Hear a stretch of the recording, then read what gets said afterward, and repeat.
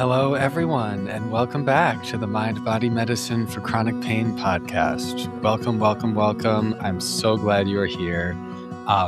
Today we are here to talk about why hasn't physical therapy worked for me?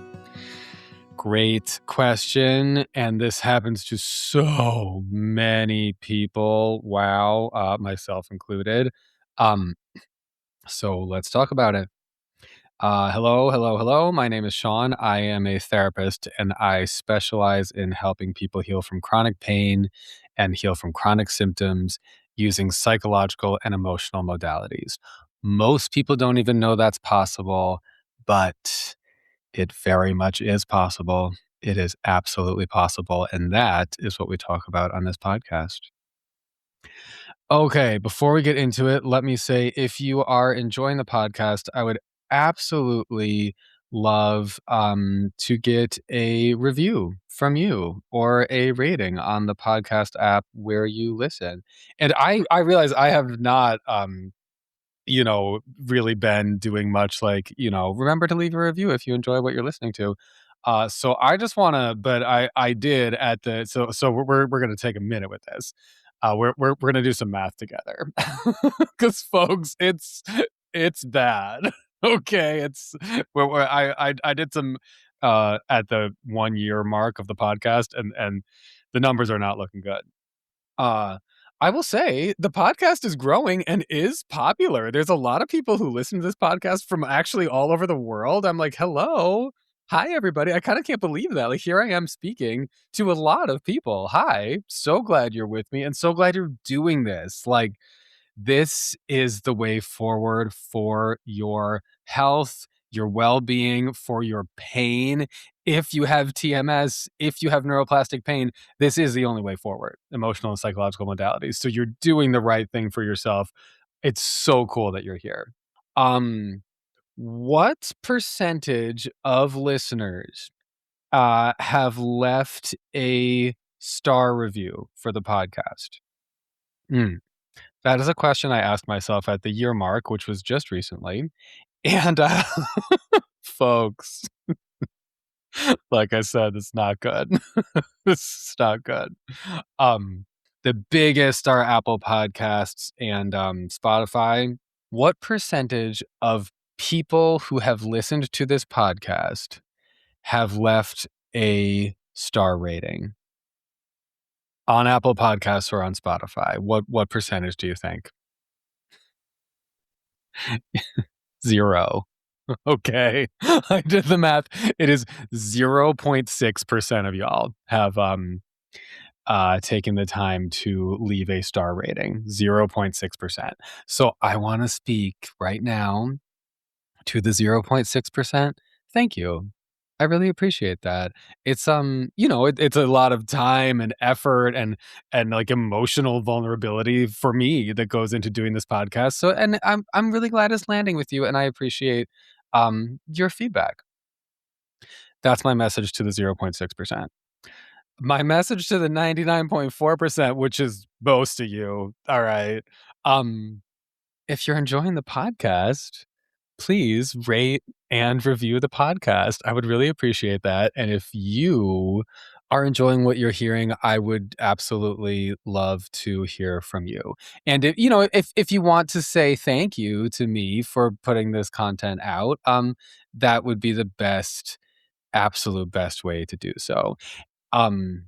You don't even have to give it 5 stars. Say you listen to this podcast sometimes and you're like, okay, then give it 3 stars, give it 2 stars. That is totally fine. Be real. We're not, I don't want people lying. Like I can take some mediocre feedback. I can even take bad feedback. I have gotten, I've gotten different kinds of feedback. Put it down, make a record, make a record of it. Let's go public, from 5 stars to 1 star. Let's go public. And you 99.4%, I really would appreciate full participation from regular listeners. If you listen to this podcast regularly, it would be really nice to get a rating or review. And this stuff bumps this shit up. you know? Not only are you saying thank you to me, which I will really appreciate and that will make me feel good. I also, like, we are part of a movement, you know? We are part of a movement that is bringing this work to the public consciousness, okay?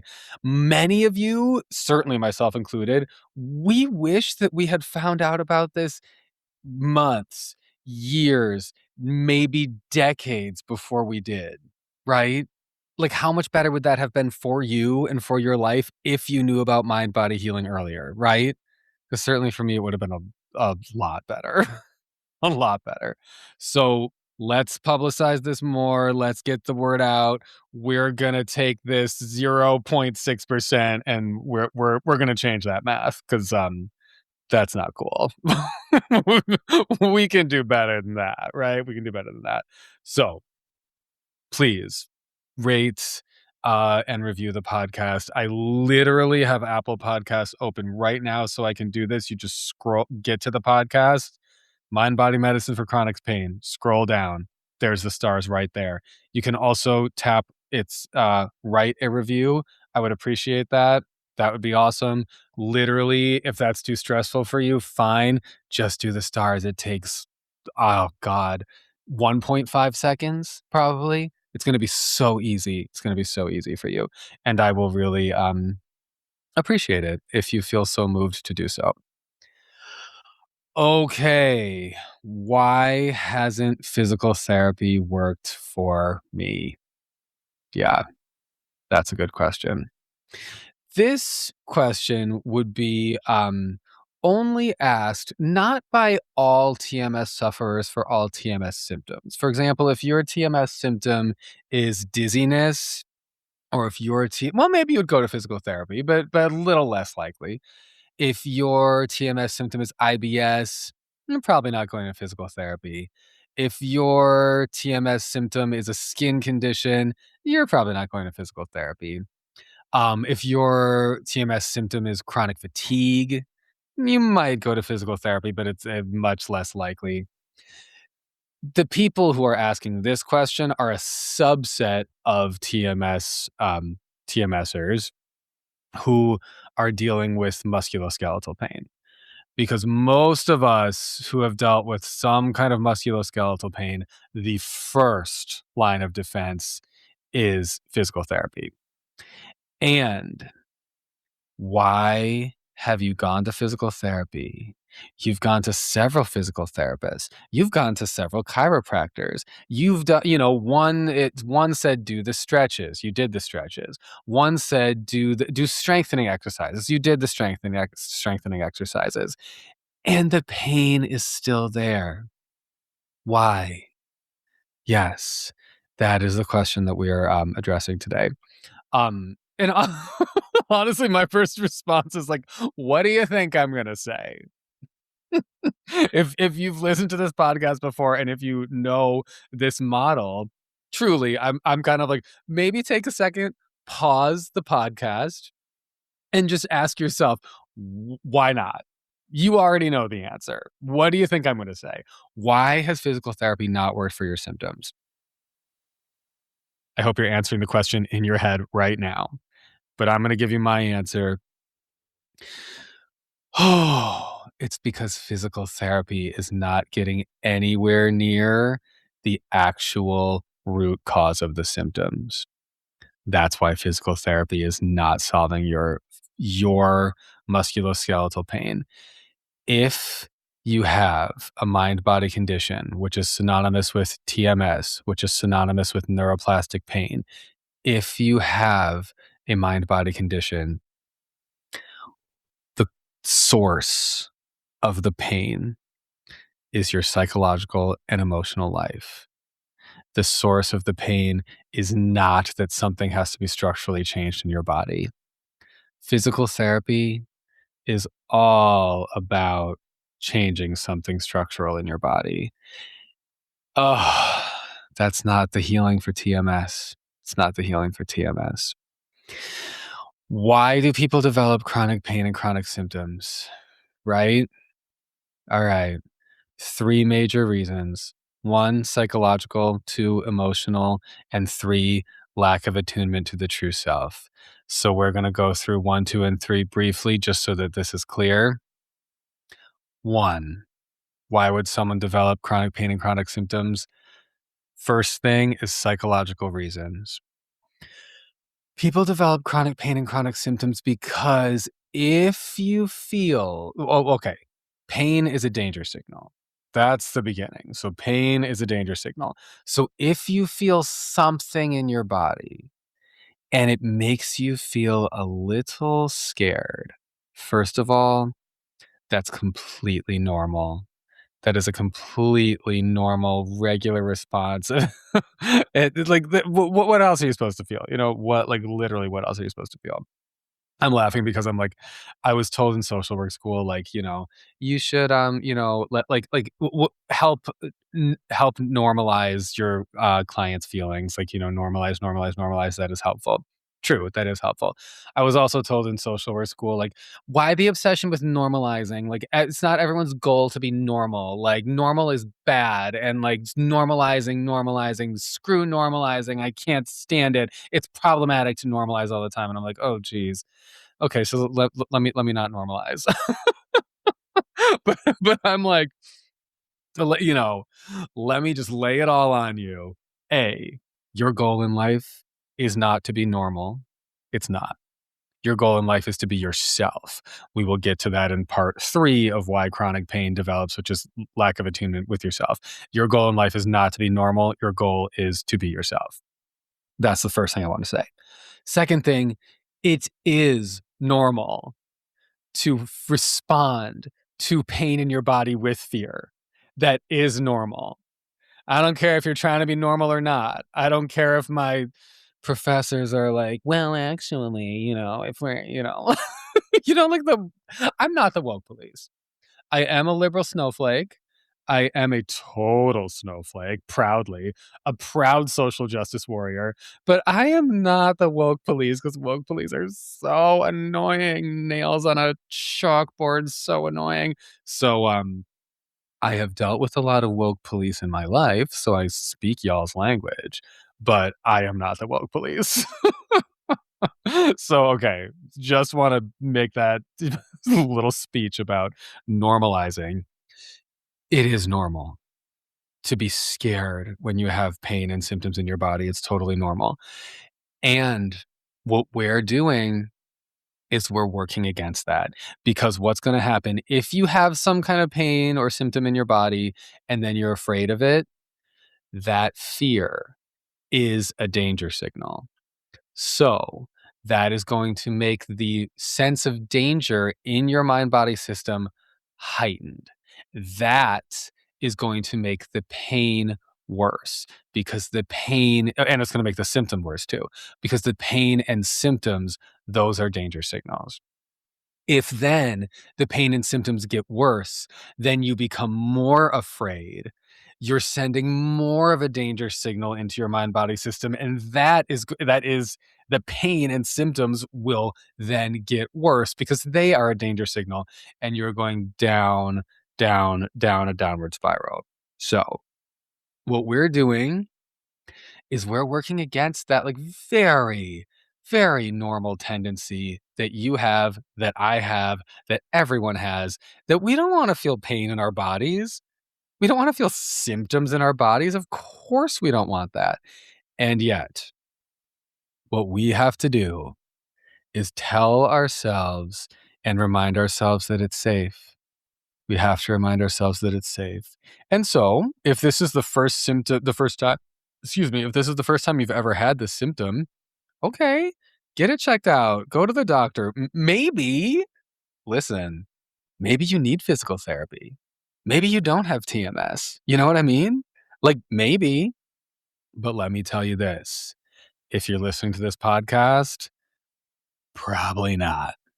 Okay? If you've made it this far, you've tried some stuff. You've had the symptom for a while. This is not the first rabbit hole you've gone down. You have exhausted other options. And so, if physical therapy was going to help you, if a doctor was going to help you, they would have helped you by now. So, here you are, Part one, the first reason why you would have chronic pain is for psychological reasons, fear of the pain. So, of course, what we're working on together is dampening that fear and feeling safe with sensations in your body. That's part one. Okay. Part two, why else would you develop chronic pain and chronic symptoms in your body? Part two is because, as you know, pain and symptoms are danger signals. The danger could be coming from your emotional world. Yes. All of us have so many emotions. Emotions are rising every day. All of us feel things that we wish we didn't feel. We love someone, but we kind of hate them. We need to work our job, but it's so annoying. We are ourselves, and so we can't get out of that, but we kind of hate ourselves. We love our families, but we can't stand our families. We, want to have children, but we're terrified that it's going to screw our entire lives up. And then we think, oh, I must be so self centered. I'm bad. I shouldn't feel that. And then we think, but I hate the idea of having to give up my life. Oh, am I a narcissist? Am I a bad person? You see, I mean, and these are just a few simple examples, all of the things that you would not want to feel. Um, Deep despair over things you can't change in life. Oh, that's something that just kills me. There are some things that you can't change in life. Deep despair over that. The obsession of trying to make everything in your life perfect, and it just is always a little bit out of reach, and you're so mad. Why can't it just go your way? Everything's always failing. Everything's failing. And of course, then you're like, no, everything's not failing. It's just I'm being ridiculous. Like, some things fail, yes, but there's only, but mostly my life is fine. Whatever. If you're feeling pissed and you're feeling like everything's failing, that thought is not true. Everything is not failing, but the feeling of desperation and anger, that's true. Let it be. Let it be. So, okay, what I'm saying is that many of these emotions get repressed and we don't like to deal with them. We don't like to think about them. We certainly don't like to process them. We don't like to acknowledge them. And we think that they are dangerous and threatening. Okay. Oh, but they're there anyway. They're there anyway. Again, it is normal to have feelings and emotions that you don't like to deal with. That is completely normal. So, why would that be causing your chronic pain and symptoms? Well, if pain and symptoms are danger signals and you see your emotions as dangerous and they are inside your body, then what do you think is going to happen? It's just like another math problem. If there is something that you deem as dangerous inside your body, then there will also be the need for a danger signal inside your body because there is something dangerous in there, according to your subconscious brain. So your subconscious brain is seeing your emotions as dangerous, and there come the symptoms, right? There they are. There they are. And sometimes emotions hurt, you know? Sometimes emotions hurt. And there is debate in the field. Is it like, are you, when your symptoms are caused by emotions, are you feeling the fear of the emotion? Is that what the symptom is? Are you just feeling the emotion?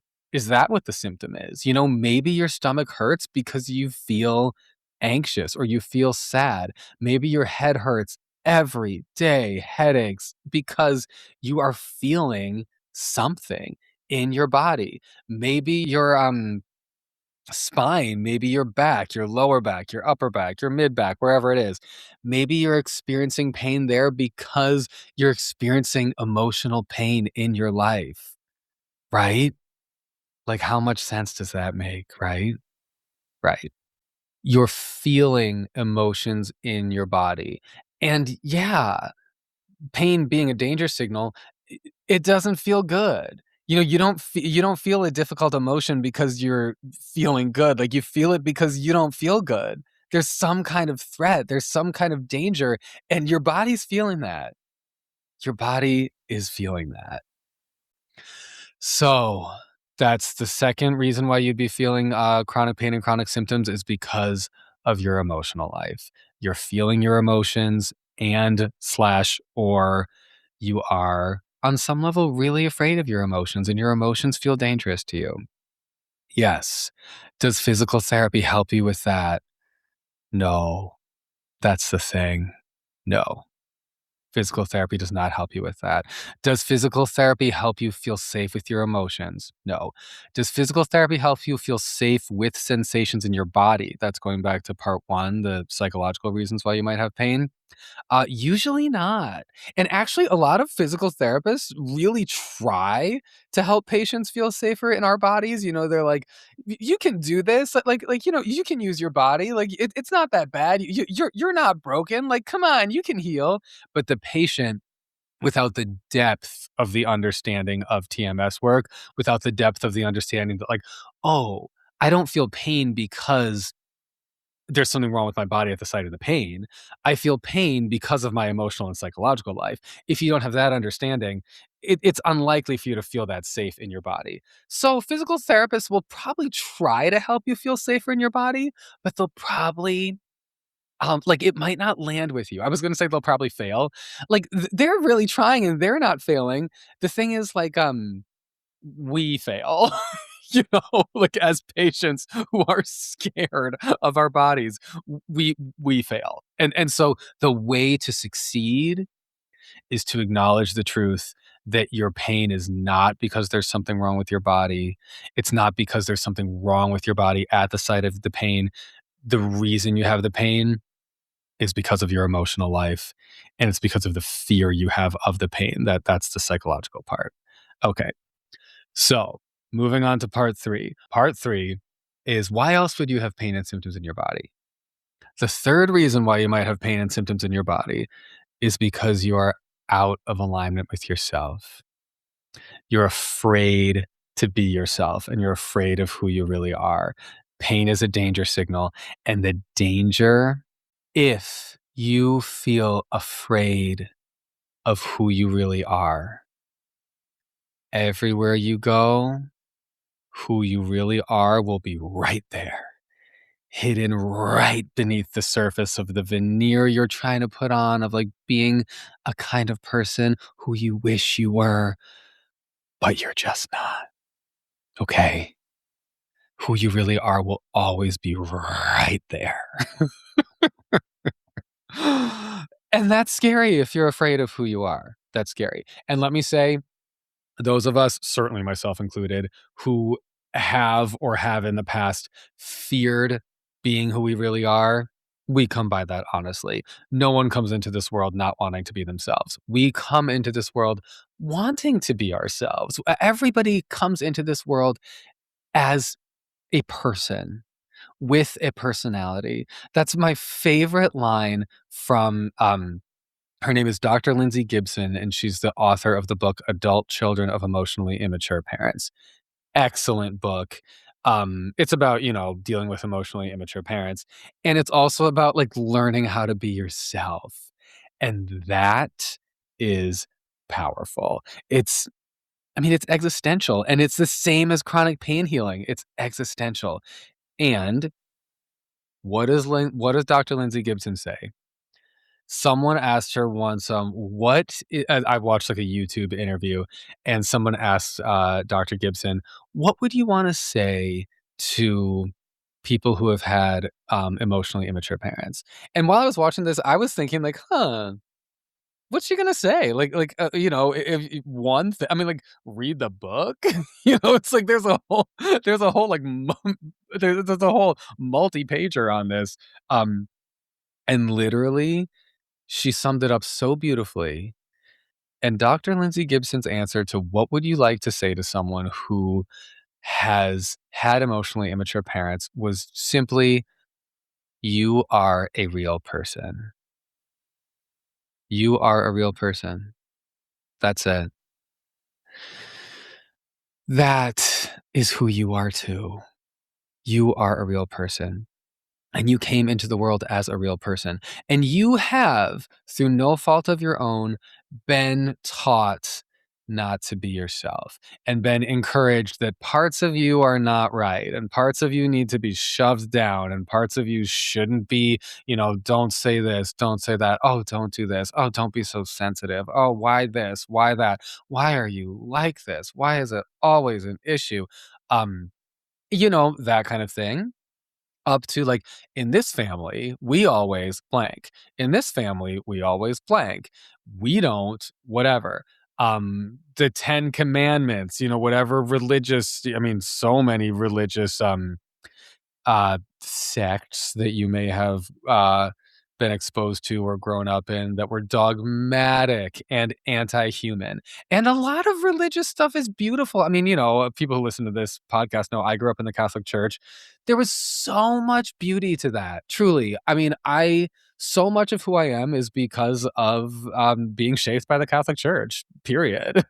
For better and for worse. And that includes for better. That truly includes for better.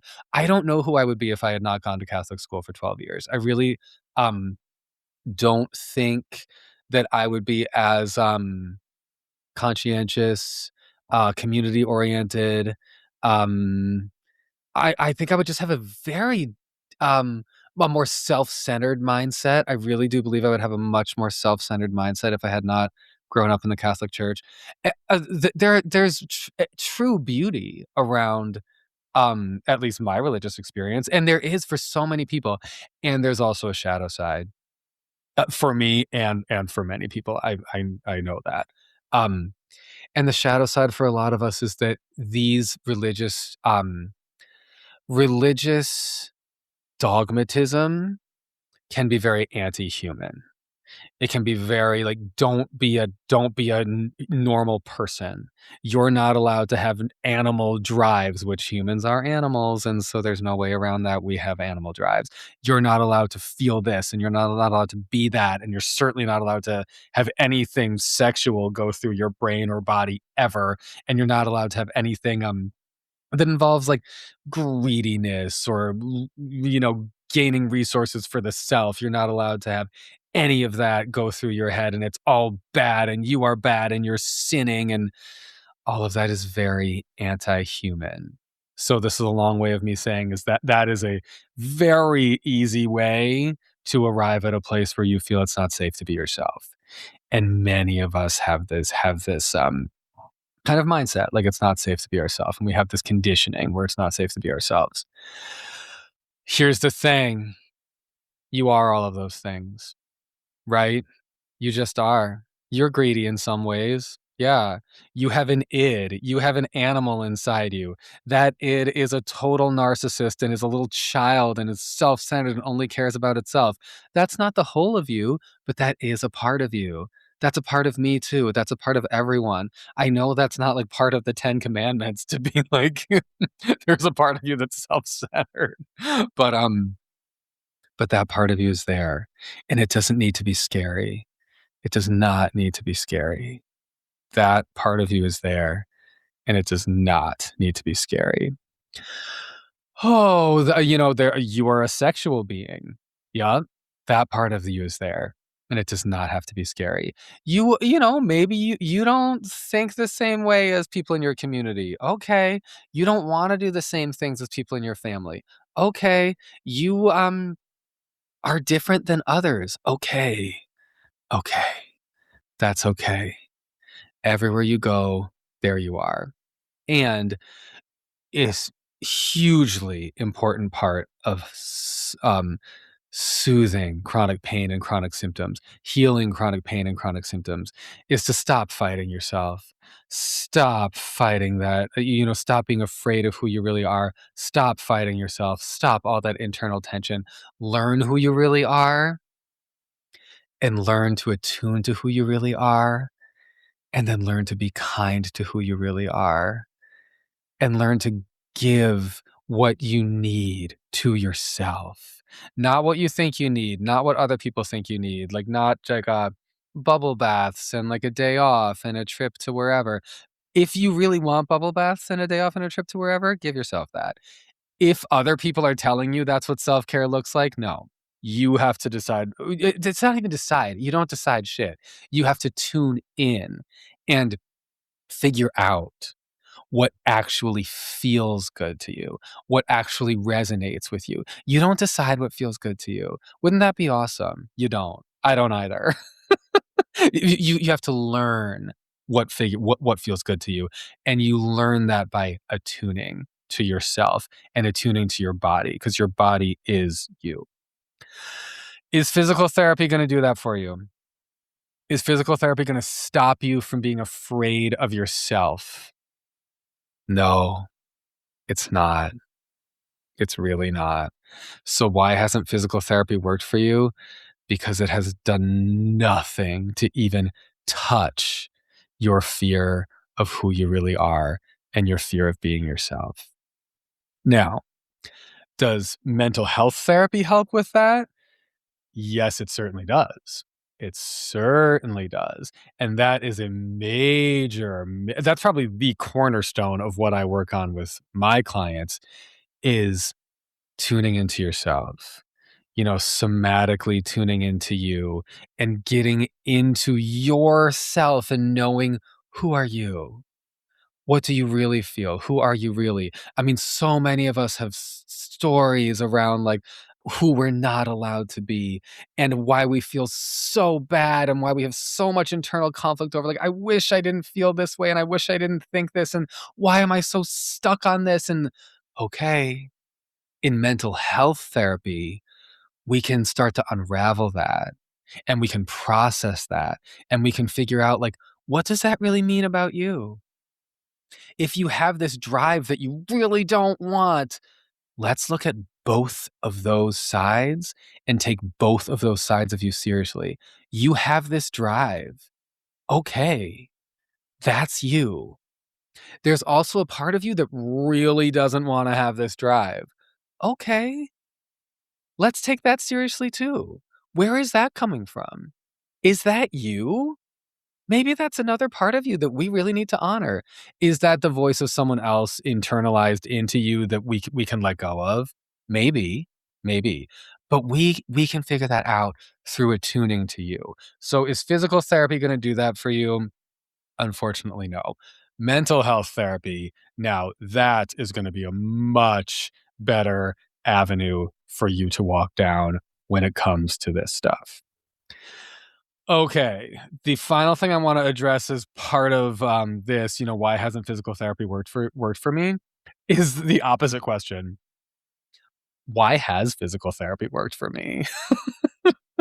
Right? Because that happens too. That's the confusing thing about TMS and mind-body conditions, is physical therapy sometimes does work.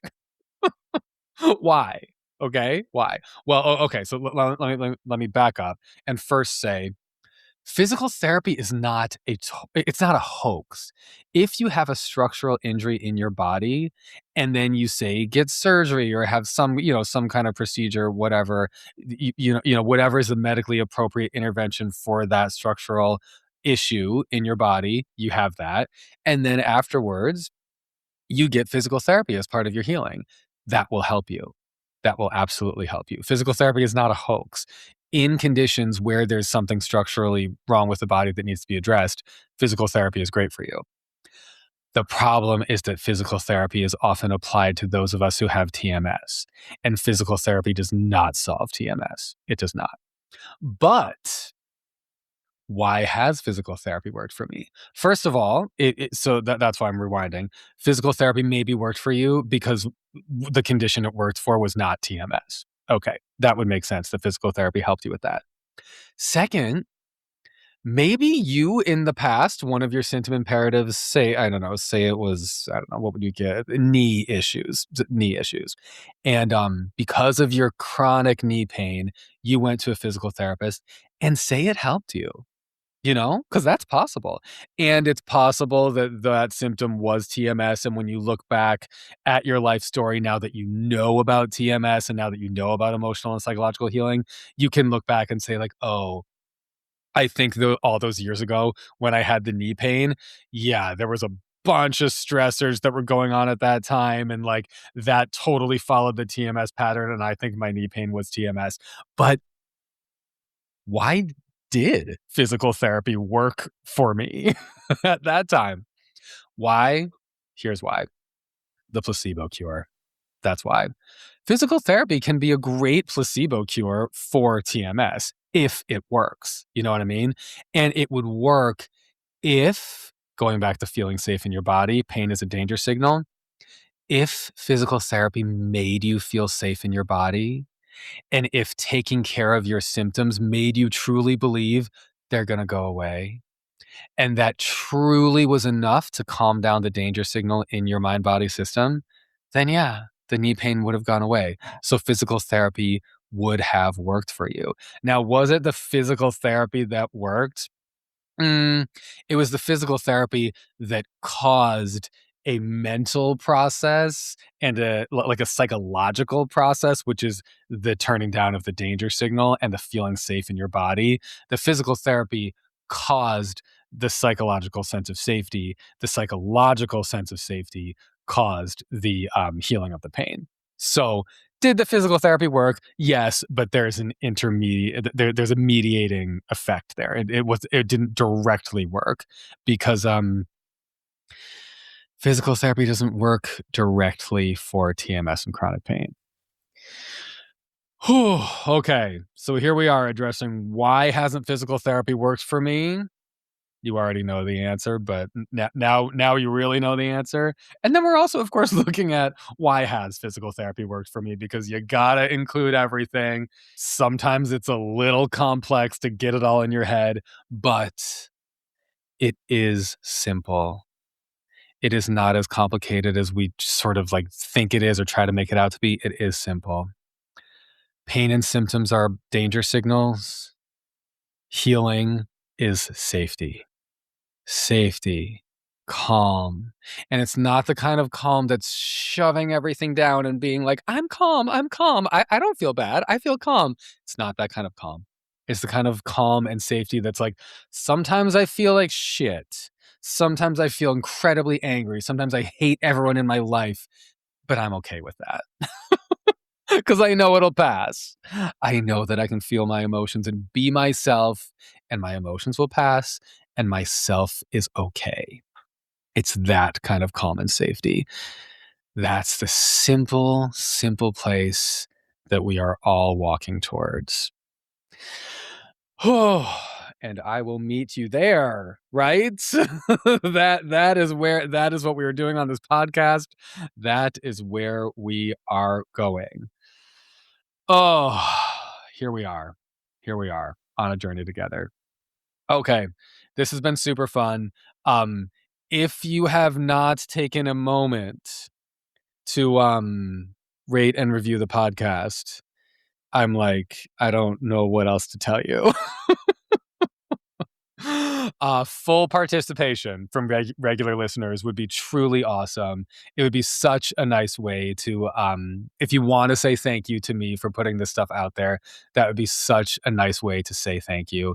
I would really appreciate that. And it is a great way to elevate mind body healing and to elevate this message, because you are part of the movement too.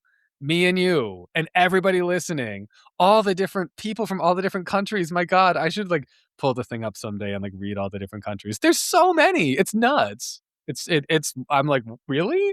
Some of these I'm like, are these what? Like, are these real? Are these bots? Is this I don't know. Either way, time to scroll down, literally 1.5 seconds. If you're on Apple Podcasts, it's so simple. Time to scroll down and give this some stars. Let's boost this in the algorithm because this stuff matters, right? This stuff really matters.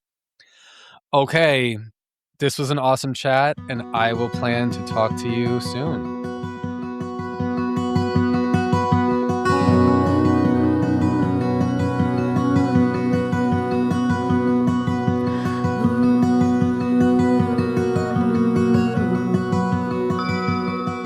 If you're looking for a therapist, you found one, and you can decide.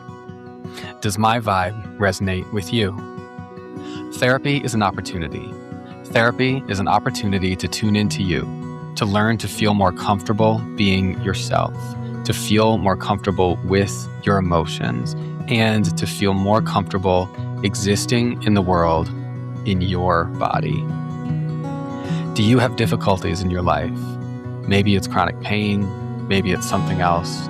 Maybe you want to become a person who likes yourself. Do you want a therapist to help you? And would you like me to get to know you and to help you? That is actually an option. You can find me at SeanHershey.com or MindbodyMedicineForChronicPain.com. Both go to the same place, and if you're looking for me, I'd welcome a message from you.